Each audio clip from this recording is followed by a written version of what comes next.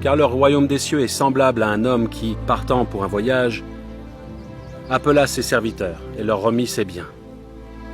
Il donna 5 talents à l'un, 2 à l'autre, et 1 au troisième, à chacun selon sa capacité. Et il partit.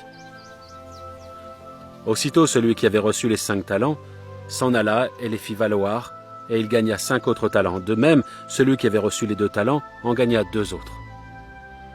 Celui qui n'en avait reçu qu'un alla faire un creux dans la terre et cacha l'argent de son maître. Longtemps après, le maître de ses serviteurs revint et leur fit rendre compte. Celui qui avait reçu les 5 talents s'approcha en apportant 5 autres talents et dit « Seigneur, tu m'as remis 5 talents, voici j'en ai gagné 5 autres. » Son maître lui dit « C'est bien, bon et fidèle serviteur. Tu as été fidèle en peu de choses, je te confierai beaucoup. Entre dans la joie de ton maître. » Celui qui avait reçu les 2 talents s'approcha aussi, et il dit « Seigneur, tu m'as remis 2 talents, voici j'en ai gagné 2 autres. » Son maître lui dit « C'est bien, bon et fidèle serviteur.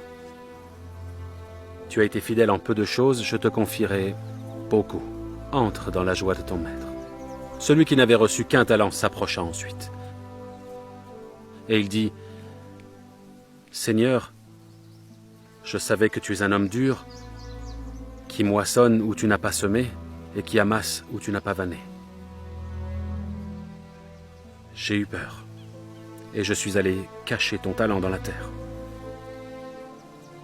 Voici, prends ce qui est à toi. » Son maître lui répondit « Serviteur méchant et paresseux, tu savais que je moissonne où je n'ai pas semé, et que j'amasse où je n'ai pas vanné. Il te fallait donc remettre mon argent au banquier, et à mon retour j'aurais retiré ce qui est à moi avec un intérêt.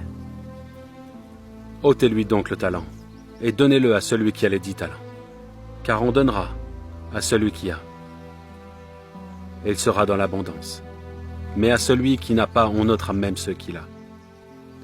Et le serviteur inutile, jetez-le dans les ténèbres du dehors, où il y aura des pleurs et des grincements de dents. »